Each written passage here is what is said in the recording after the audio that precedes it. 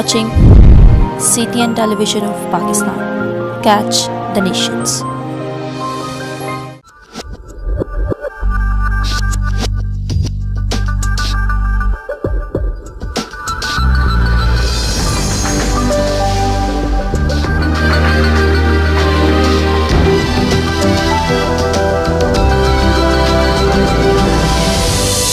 Lord जय मसीह की मसीह यस्सु के अजीम नाम में आप तमाम देखने और सुनने वालों की सलामती हो।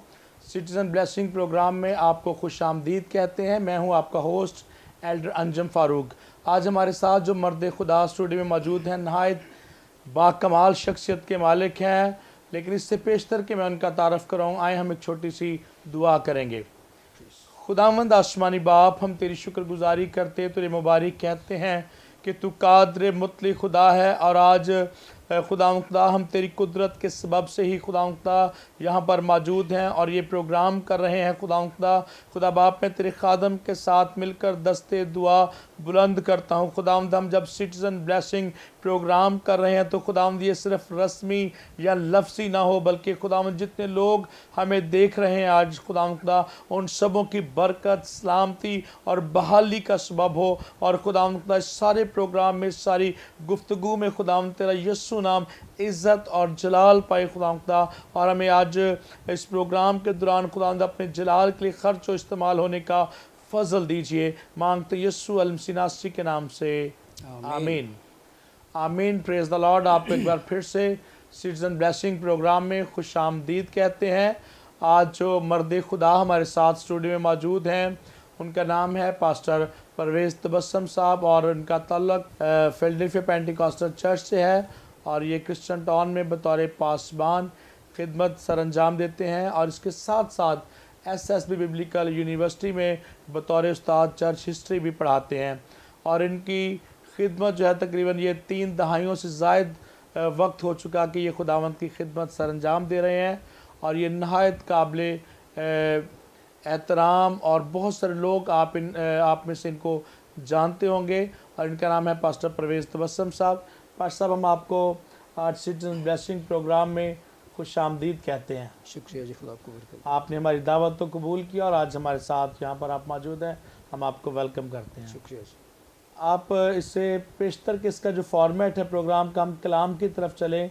हम खादम के बारे में कुछ लोगों तक जो है ना उनके बारे में पहुँचाना चाहते हैं कि आप किस तरह खिदमत में आए, आपने कैसे निजात पाई। सो मेरा पहला सवाल आपसे है कि सर आपने कब निजात पाई और किस खादम के वसीला से आपने जो है वो खुदावंद को पहचाना।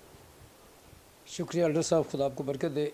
इससे पहले कि गुफ्तगू का आगाज़ किया जाए, मैं आपकी दावत का, डॉक्टर सुल्तान सरदार भट्टी साहब का, CTN चैनल का और कैमरा मैन का और तमाम लोगों का शुक्रगुज़ार हूँ कि जिन्होंने मुझे इस लायक समझा कि मैं आपके साथ बैठ सकूं और अपने दिल की बातें आपसे कर सकूं। तो जैसे आपने बात कही है, इस लायक समझा कि आपसे गुफ्तगू की जाए और मैं अपने दिल की बात कहूँ। तो मेरी निजात का सिलसिला ये तकरीबन 1977 का है। 77 में जब पहली दफ़ा कराची आया, तो अगर इस बात को सही बयान किया जाए या इसको बराबर किया जाए तो बहुत वक्त चाहिए, लेकिन चूँकि वक्त कम है हम इसको समेटने की कोशिश करेंगे। जी। तो मैं ये बताना चाहता हूँ कि नाज़माबाद में फिलाडेल्फिया में पेंटिकॉस्ट के एक पास्टर थे, पास्टर नज़ीर पालूस साहब। नज़ीर पालूस साहब, जी। पास्टर नज़ीर पालूस साहब थे, वो सियालकोट से ताल्लुक़ रखते थे, यहाँ वो खिदमत कर रहे थे। तो मैं अचानक अपनी बहन के पास आया था मिलने के लिए उनको। मैं कराची पहली दफ़ा आया था 1977 में। तो उनके साथ मेरी मुलाकात हुई तो मेरी ये पोजीशन थी कि मैं भाइयों के साथ ढोलक नहीं बजाता था, भाई मिशन वालों के साथ। जी। तो मैं सीखा हुआ था, उस्ताद वाला था। तो मैं इनसे ये कहा करता था कि ना इनकी सुर होती है ना इनकी ताल होती है, तो मैं इनके साथ क्या बजाऊं। खैर उनके साथ मेरी मुलाकात हुई, बैठे बैठे बातें होती रहती थी। तो कलाम के लिहाज से मैं समझता था मुझे बहुत आता है, इनको कम आता है। یہ میری بیوقوفی سمجھیں یا میری حماقت سمجھیں یا نادانی سمجھیں، جیسے آپ کی مرضی ہے، لیکن پادری صاحب خدا ان کو اپنی پناہ میں رکھے، وہ مسیح یسوع میں سو گئے ہیں، تو انہوں نے جب بھی مجھے ملنا ہے تو یہی کہنا ہے کہ پرویز سب سے بڑی بات یہ ہے کہ تو اپنے فن کو خدا کے لیے استعمال کر۔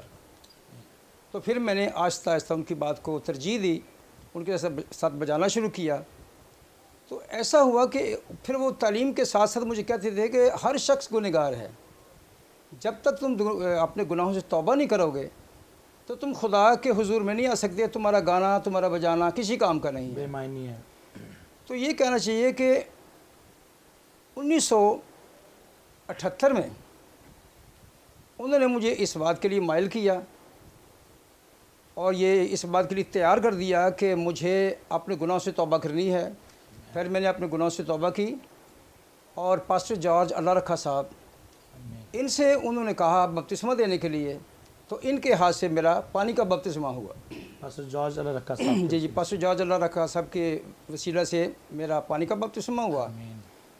تو میرا بالکل کوئی پروگرام نہیں تھا کہ جی میں کبھی پاسٹر بنوں گا یا میں کبھی خدمت میں ہوں گا، میں یہ سمجھ رہا تھا کہ جو میں کر رہا ہوں یہ بھی ٹھیک ہے۔ اتنا ہی کافی ہے۔ جی تو پھر میں بپتسمہ لینے کے بعد کچھ دیر یہاں رہا، پھر میں سیالکوٹ چلا گیا۔ میرا سیالکوٹ سے تعلق ہے، گاؤں پوت ہے ہمارا گاؤں ہے، آبائی خاندان، میرے بڑے بھائی وہاں پہ رہتے ہیں، میرا چھوٹا بھائی کراچی میں ہے، تو ان کے وسیلہ سے میری نجات کا آغاز ہوا ہے۔ میری نجات کا سلسلہ وہاں سے شروع ہوا۔ تو پھر میں پنجاب میں تقریباً 10 سال رہا ہوں، تو میں اس عرصہ میں آتا جاتا رہا ہوں، لوگوں کو ملا، لیکن میری مشن نے جب بھی میرا کام دیکھا، میں تو اپنے طور سے کام کر رہا تھا، اپنے کچھ ساتھی ساتھ لیے، ان کو ادھر لے جا ادھر لے جا، عبادتیں کرتے تھے، دعائیں کرتے تھے، لیکن خداوند یسوع کا بڑا احسان یہ ہے کہ ہمیں جتنا چندہ ملتا تھا اس سارے چندے کو ہم چرچ میں جمع کرواتے تھے۔ اس وقت آپ کس چرچ کے ساتھ منسلک تھے؟ فلدلفیا کے ساتھ۔ اس وقت جی تو یہ سوال مجھے کئی سال کچھ لوگوں نے پوچھا کہ آج کل آپ کن کے ساتھ ہیں، تو میں نے جواب دیا تھا کہ پہلے میں کن کے ساتھ تھا، تو انہوں نے کہا جی فلدلفیا کا تھا۔ میں نے کہا جی میری پیدائش فلدلفیا میں ہوئی ہے، میری نجات کا سلسلہ فلدلفیا سے ہوا ہے، میرا پانی کا بپتسمے کا نشان فلدلفیا سے ہوا ہے، میرے پاکرو کا بپتسمہ فلدلفیا سے ہوا ہے، 2 سال کی ٹریننگ میری فلدلفیا سے ہوئی ہے، تو میں آج بھی فلدلفیا کے ساتھ ہوں۔ فلدلفیا میرا گھر ہے، فلدلفیا میرا اوڑھنا بچھونا ہے۔ پریز دی لارڈ۔ تو یہ ہے جی میری نجات کا آغاز۔ آمین، پریز دی لارڈ۔ سو پر صاحب یہ آپ نے بڑی تفصیل کے ساتھ بتایا کہ آپ نے کب کیسے اور کن خادموں کے وسیلہ سے آپ نے برکت پائی، نجات پائی۔ سو سر آپ یہ بتائیے گا کہ آپ نے اپنی خدمت کا جو پراپر آغاز ہے وہ کب کیا ہے؟ مجھے بلایا گیا تھا ٹریننگ کے لیے 1987 میں، 1987 سے 1989 تک 2 سال کا کورس کیا ہے۔ فلدلفیا جو بائبل اسکول تھا وہاں سے؟ جی وہاں سے 2 سال کا یہ 2 سال کی ٹریننگ کی ہے، تو ہم وہیں پہ رہتے تھے، ہمارا ہاسٹل تھا وہ۔ اس کے بعد پھر مجھے انہوں نے خدمت کے لیے مقرر کیا، پھر میں نے لانڈی میں خدمت کی ہے، پھر میں نے کافی جگہوں پہ خدمت کی ہے۔ اب جو موجودہ خدمت ہے وہ بٹائی کالونی ہے، اور میرا چرچ کرسچن ٹاؤن میں ہے، ناصر کالونی میں خدمت کرتا ہوں، جیسے جیسے خدا چاہتا ہے میں خدمت کرتا جاتا ہوں۔ تو یعنی کہ اس کے اٹ مینس کہ آپ نے 90 سے جو ہے پراپر پاسبانی خدمت کا آغاز کیا ہے؟ جی 90 تو میں جو 89 سے 89 سے جو میں آپ کے شروع تعارف میں کہہ رہا تھا کہ آپ کو 3 دہائیاں ہو گئی ہیں بطور پاسبان خدمت کرتے ہوئے، تو یہ بالکل درست بات ہے۔ اور اس وقت آپ کا جو چرچ ہے مین وہ کرسچن ٹاؤن کے اندر ہے۔ اوکے، پر صاحب آپ اس کے ساتھ ساتھ بطور استاد پڑھا بھی رہے ہیں، اور یہ پڑھانے کا ایکسپیرینس آپ کا کیسا رہا؟ پڑھانے کا ایکسپیرینس یا تجربہ مجھے اچھا لگا۔ مجھے ڈاکٹر سلطان سردار بھٹی صاحب ملے، تو کچھ گفتگو ہو رہی تھی، تو اس گفتگو میں میں نے بھی حصہ لیا، یعنی کہ ہم لوگ بیٹھے گفتگو کر رہے تھے، تو میں نے بھی کچھ گفتگو کی، تو انہوں نے میری گفتگو پہ دھیان رکھا۔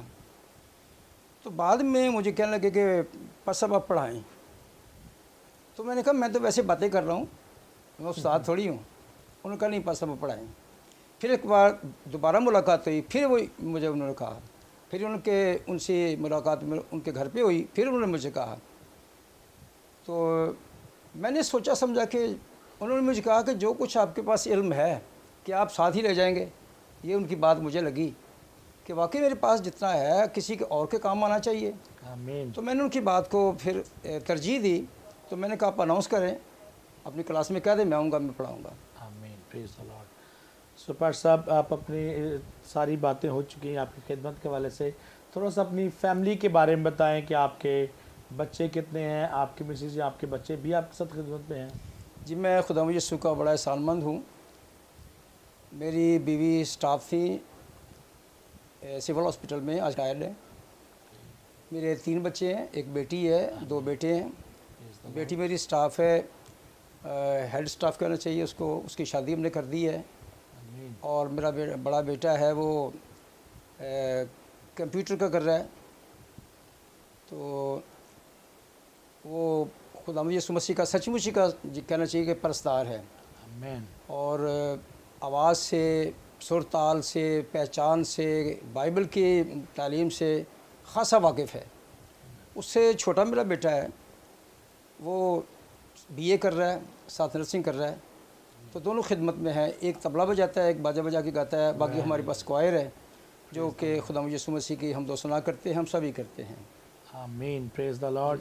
سو ویورز آپ نے دیکھا سنا اب تک پاش صاحب کی خدمت کے بارے میں، ان کی تبدیلی کے بارے میں، ان کے خاندان کے بارے میں، کہ کس طرح کلام میں لکھا ہے کہ راست بازوں کی اولاد خدا ترس ہوتی ہے، اور ان کے جو بیٹے ہیں وہ بڑے ہی زبردست خداوند کی خدمت کرتے ہیں ان کے ساتھ چرچ میں مل کر. ہم ان ساری باتوں کے لیے خداوند کی شکرگزاری کرتے ہیں. آپ دیکھ رہے ہیں سٹیزن بلیسنگ پروگرام، اور ہمارے ساتھ اسٹوڈیو میں خداوند کے خادم موجود ہیں، پاسٹر پرویز تبسم صاحب، اور ان کے ساتھ ہم بڑی اچھی گفتگو کر رہے ہیں. اور اپنی گفتگو کو آگے بڑھاتے ہوئے ہم اس پروگرام کو آگے لیں گے.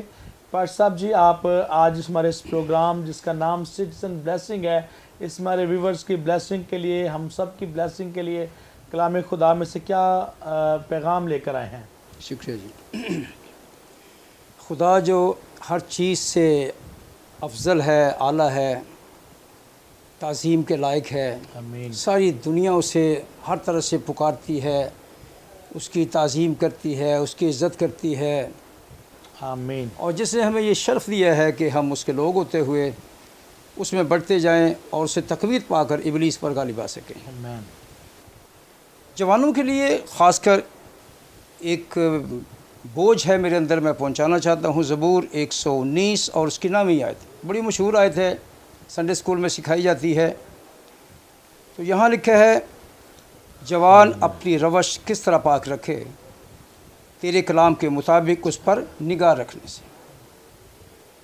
خدا کا بندہ یہاں بیان کرتا ہے کہ جوانوں کے متعلق ہمارے بزرگوں نے بھی کہا ہے کہ جوان کسی خاندان، کسی گروہ، کسی قوم کی ریڑھ کی ہڈی ہوتی ہے. آمین. بے شک. اور اگر جوان واقعی جوان اپنے آپ کو سمجھے اور اپنی انرجی قوم کے لیے، اپنے خاندان کے لیے استعمال کرے، تو وہ نوجوان نہ صرف قابل تعریف ہوتا ہے بلکہ قابل ستائش بھی ہے.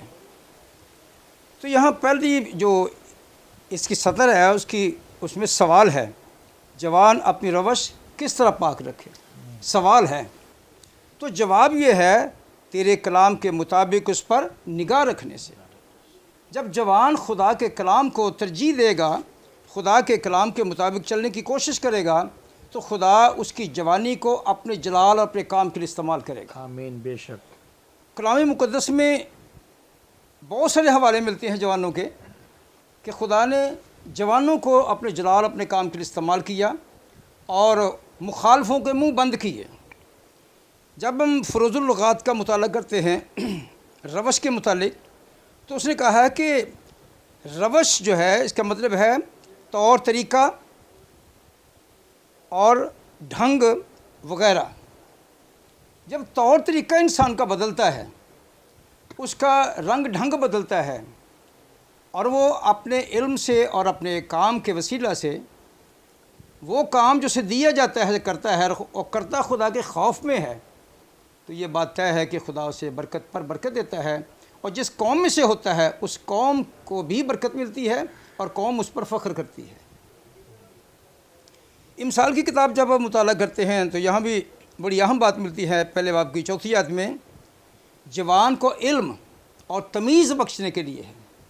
خدا جوان کو علم بخشتا ہے، تمیز بخشتا ہے، تاکہ جو جوان ہے وہ اس کے کلام کو اپنی زندگی میں رکھتے ہوئے اپنے آپ کو اس کے جلال اپنے کام کے لیے استعمال کرے۔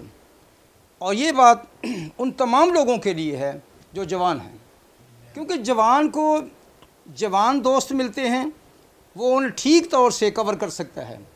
بزرگ جب جوانوں کو کور کرنے کی کوشش کرتے ہیں تو یہ ان کے لیے کافی مشکل ہوتا ہے، لیکن جو اچھا جوان ہے جب وہ اپنے جوانوں کو بیٹھ کر انہیں ہدایت کرتا ہے، اپنے تجربات سے آگاہ کرتا ہے، تو ان کے لیے گولڈن چانس بنتا ہے۔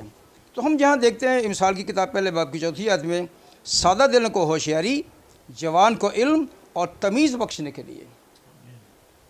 جوان میں اگر علم ہے، تمیز ہے، تہذیب ہے، تو اس جوان کی ہر جگہ تعریف کی جائے گی۔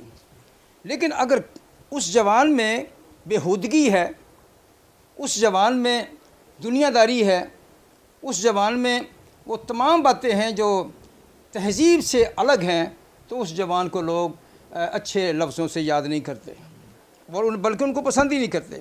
کلام مقدس اس بات کی وضاحت کرتا ہے کہ خدا چاہتا ہے کہ اس کے لوگ جو جوان ہیں اس کی تعظیم کریں۔ ہم جب کلام مقدس کا مطالعہ کرتے ہیں 2 تموتھیوس 2 باب 22 آیت میں، تو یہ لکھا ہے کہ کوئی تیری جوانی کی حقارت نہ کرے۔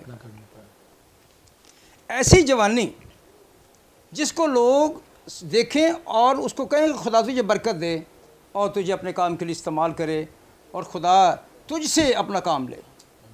تو ایسے بھی جوان جن کے وسیلے سے لوگوں کی دل آزاری ہوتی ہے، لوگ پریشان ہوتے ہیں، تو اس کے لیے ان کے دل سے دعا نہیں نکلتی، بد دعا نکلتی ہے۔ تو ایسے جوانوں کے لیے میری صلاح ہے کلام مقدس میں سے کہ انہیں ایسا چلنا ہے کہ جس سے خدا خوش ہو۔ انہوں نے اپنی جوانی کو خدا کے جلال اور خدا کے کام کے لیے استعمال کرنا ہے۔ ہم جب امثالی کی کتاب کا مطالعہ کرتے ہیں تو وہاں لکھا ہے کہ میں نے ایک جوان کو نوجوانوں میں نادانوں میں دیکھا۔ تو اگر یہ دیکھا جائے کہ جو جوان ہے اگر وہ نادانی کے کام کرتا ہے اور اپنے ساتھ نادانوں کو بڑھاتا ہے، نادانوں کی نفری بڑھاتا ہے، تو اس کا مطلب یہ ہوگا کہ وہ نادان ہے، اس کو نادانی سے توبہ کرنی ہے، اور توبہ کرنے کے بعد اس کو خدا کے کام پاس آنا ہے اور خدا کا کام کرنا ہے۔ تو یہ ہے میسج جوانوں کے لیے، تاکہ جوان جو ہے وہ اپنے آپ پر غور کرے کہ وہ جوان صرف اس لیے نہیں ہوا کہ وہ اپنے آپ کو خوش کرے یا اپنی خواہشات کے مطابق چلے۔ اچھی خواہشات بھی ہیں اور بری خواہشات بھی ہیں، لیکن بری خواہشات انسان کی زندگی میں زیادہ کام کرتی ہیں، اور اسپیشلی نوجوانوں کی۔ تو میری آج خدا کا خادم ہوتے ہوئے تمام جوانوں سے استدعا ہے کہ وہ مجھے اپنے بزرگ سمجھتے ہوئے خدا کے کلام کو ترجیح دیتے ہوئے اپنے آپ پر غور کریں۔ ایسی خواہشات جو خدا کے کلام سے دور رکھتی ہیں، جو مبارک ہونے کا باعث نہیں بنتی، ان سے توبہ کریں اور کلیئر ہو کر خدا ان کے پاس آئیں، کیونکہ آپ کے سامنے کلام میں بہت سے ایسے لوگ ملتے ہیں جو کہ جوانوں کے لیے مشعل راہ ہیں۔ سمسن ہمارے سامنے ہے، جوانی کے ایام میں خدا نے اسے اپنے کام کے لیے چنا کہ تو میرا کام کر، لیکن جب وہ جوان ہوا تو اس نے کہا نہیں، میں تو فلسطینیوں کی بیٹی سے شادی کروں گا، میں تو انہی سے شادی کروں گا، میں تو خدا کا کام بھی نہیں کروں گا اور یہی کروں گا۔ لکھا ہے کہ وہ اس کو شکست ہوئی، اتنی شکست ہوئی کہ خدا کے نام کو دھبا لگا۔ لیکن خدا اپنے کام کرنے جانتا ہے اور کرتا رہتا ہے۔ آج بھی وہ چاہتا ہے کہ اس کے لوگ اس کے کام کریں، اور اسپیشلی جوانی میں۔ اب میری وہ عمر نہیں ہے، لیکن میں نے جوانی میں کام کیا ہے۔ اب یہ کہوں کہ میں نہیں کر سکتا ہے، میں پاک خدا کے پاک کام کو کر سکتا ہوں اور کر رہا ہوں، اور جتنے بھی میرے ہم ایج ہیں میں ان کے لیے دعا گو ہوں کہ وہ بھی اسی طرح خدا کے کام کو کرتے رہیں اور کسی طرح کی کمزوریاں اپنے جسم میں نہ آنے دیں۔ کمزوریاں ہمارے جسم میں خدا یسوع کے زور کا سبب بنتی ہیں۔ اگر ان کمزوریوں کو ہم یہ کہیں کہ یہ ہمیں کر نہیں سکتے تو میرا خیال کہ ان کمزوریوں سے نظر ہٹا کے ہمیں خدا کے کام کو کرنا چاہیے، تاکہ جوانوں کو اپنے ساتھ رکھ کر ان کی تربیت کر کے خدا کے جلال اپنے خدا کے کام کے لیے استعمال کریں۔ شکریہ پاش صاحب، آپ نے بڑی اچھی گفتگو کی ہے نوجوانوں کے بارے میں، اور کلام میں لکھا بھی ہے کہ لڑکپن اور جوانی دونوں باطل ہیں۔ یہ ایک بات اپنی جگہ پر، لیکن ہم دیکھتے ہیں کہ جو ہمارا جنریشن گیپ ہے وہ پاسبان یا نوجوانوں میں ہو، وہ والدین یا نوجوانوں میں ہو، یا استاد یا اسٹوڈنٹس میں ہو، یہ ایک مسئلہ ہے ہمارے معاشرے میں، ہمارے درمیان میں۔ کہیں پر جو بچے ہیں، اسٹوڈنٹ ہیں، وہ اپنے استاد سے یا والدین سے مشکلات کا سبب نظر آتے ہیں، وہ ان سے وہ تنگ ہیں، اور کہیں پر جو والدین یا استاد یا پاسبان ہیں وہ بیزار ہیں اپنی نوجوانوں سے یا اپنی سیکنڈ جنریشن سے۔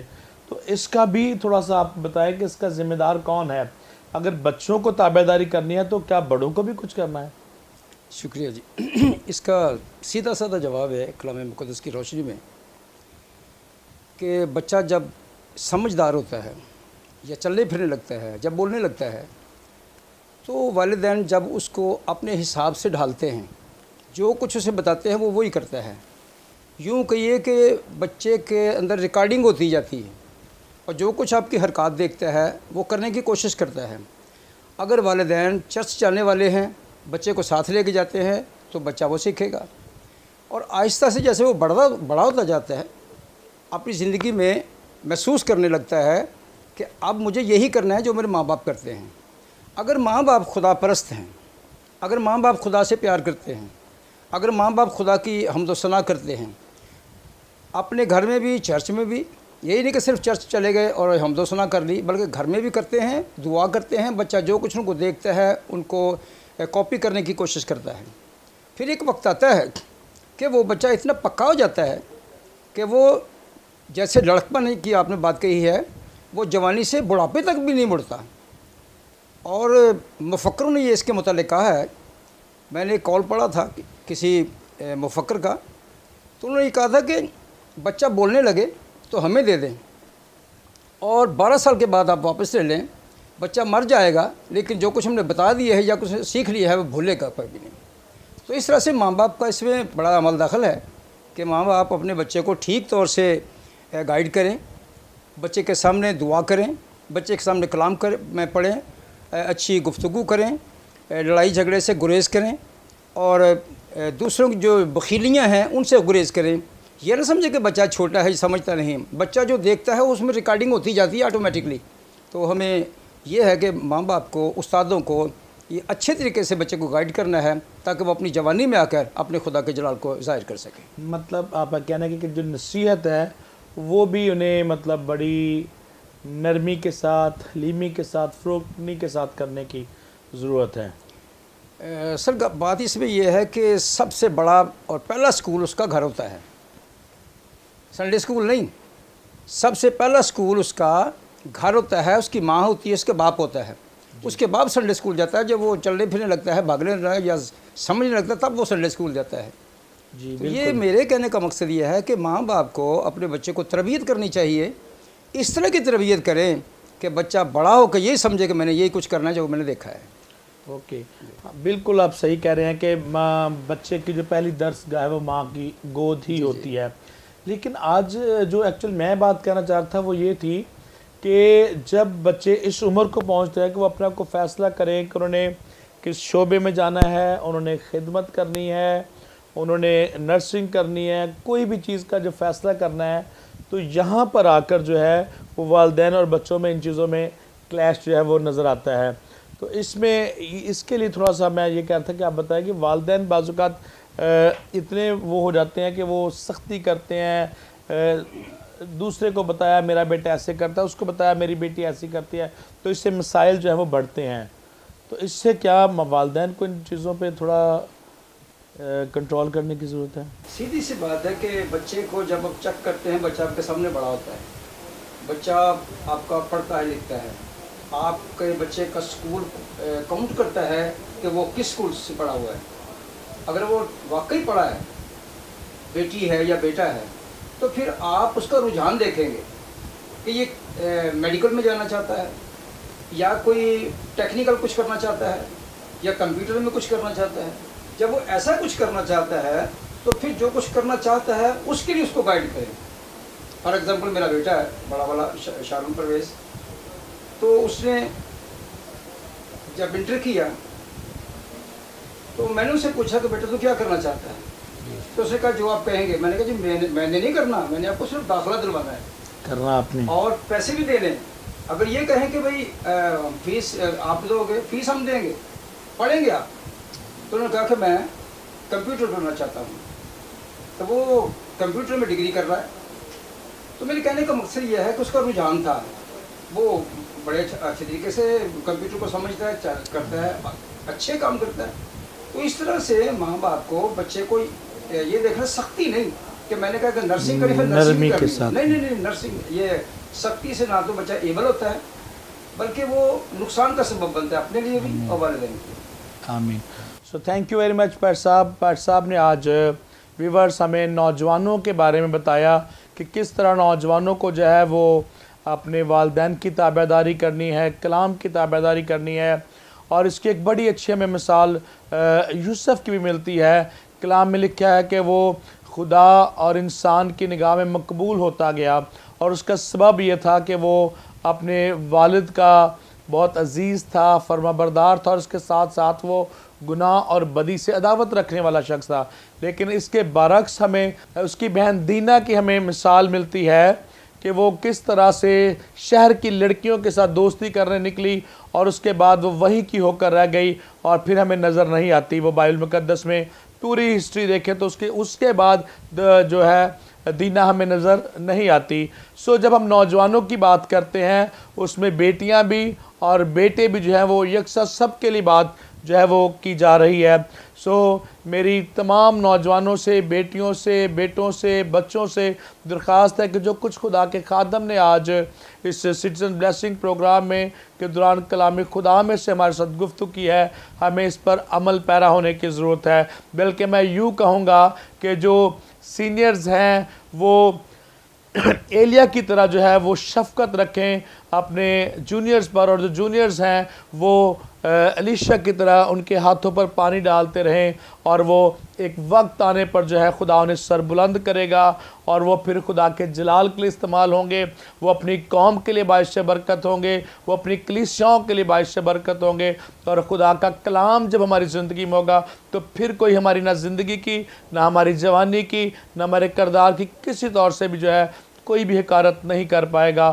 اور اسی طرح جس طرح پیر صاحب نے کہا کہ نوجوان جو ہیں وہ کسی بھی قوم کی، کلیسیا کی ریڑھ کی ہڈی کی حیثیت رکھتے ہیں. سو آج میں ایک بار پھر سے نوجوانوں سے مخاطب ہوں اس کلام کی روشنی میں کہ آئیں، اگر کہیں پر اپنے سینئر سے آپ کو کوئی گلہ ہے، تکلیف ہے، مشکل ہے، تو ان کے ساتھ بیٹھیں، وقت گزاریں تاکہ آپ کی وہ پرابلمز حل ہوں اور کلام کے مطابق جو ہے آپ اپنی زندگی کو ڈھال سکیں، اور وہ برکتیں جو خدا نے آپ کے لیے رکھ چھوڑی ہیں وہ آپ پر جاری اور ساری ہوں.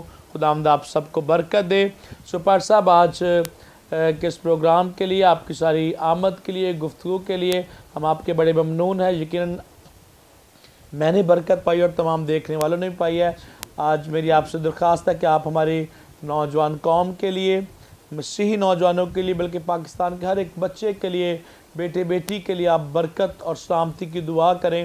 اور جتنے ویورز ہمیں دیکھ رہے ہیں جو بیمار ہیں، کمزور ہیں، کسی بھی پرابلم کا شکار ہیں، ان سبوں کے لیے آج جو ہے وہ آپ دعا میں ہماری رہنمائی کریں. آئے ہم دعا کریں. خداوند یسوع میں قادر مطلق بزرگ آسمانی باپ، ہم دل کی گہرائیوں سے تیرا شکر کرتے ہیں کہ تو آسمانوں میں مقیم ہے لیکن زمین پر رہنے والی خاک سر کا دھیان رکھتا ہے. میں تیرا خادم ہوتے ہوئے آج اے خدا تیرے لوگوں کے لیے دل کی گہرائیوں سے شکر گزار ہوں. اس سارے سسٹم کے لیے تیری شکر گزاری کرتا ہوں، CTN چینل کے لیے، اور اے خدا میں تیرا خادم ہوتے ہوئے اسٹوڈیو کے لیے، تیرے خادم کے لیے، تاکہ خدا یسوع تجھ میں بڑھتے جائیں، تیرے نام کو جلال دیں. اور آج جو گفتگو ہوئی ہے پاک خدا تیری عزت، تیری تعظیم کا سبب بنے. خدا پاک خدا خاص کر جوانوں کو میں تیرے ہاتھوں میں سونپتا ہوں जवान बेटे बेटियों को अपनी पनाह मिले, ताकि खुदावंद इनकी ज़िंदगियों से तेरे नाम को इज़्ज़त मिले। Oh Lord, और ए yes, खुदा Jesus, ये तेरे नाम को बुलंद करते रहें और अपने किरदार से और अपनी गुफ्तार से बहुत सी कौमों को, बहुत से मुल्कों को, बहुत से लोगों को तेरे कदमों में लाने का सबब बन जाएं। ए खुदा हम तेरा शुक्र करते हैं कि तू मौजज़ाना तौर पर काम करता रहा है। बीमारों के लिए मुकम्मल शिफा चाहते हैं। ए खुदा उन तमाम लोगों के लिए जो परेशान हैं, शादमानी चाहते हैं। खुदा उन पाक खुदा हर एक शख्स तेरे हुजूर में आकर तेरे पाक नाम को जलाल दे और इस चैनल को बरकत दे। खुदा अपने में बढ़ने का फजल दे, मसीह हमारे खुदावंद के वसीला से आमीन। सो थैंक यू व्यूअर्स, आज आपने खुदा के खादम के वसीला से, उनके कलाम से, नसीहत मौज़बातों से बरकत पाई है। सो हम कल नए खादम के साथ, नए प्रोग्राम, नए टॉपिक के साथ हाज़िर होंगे और आप देखते रहें CTN television. God bless CTN television, God bless Pakistan.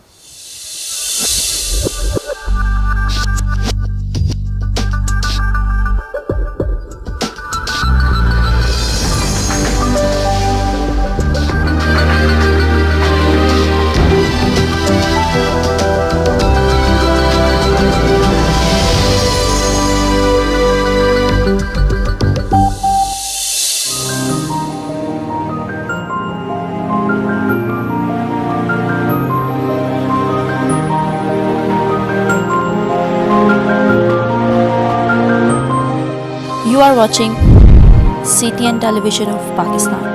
Catch the nations.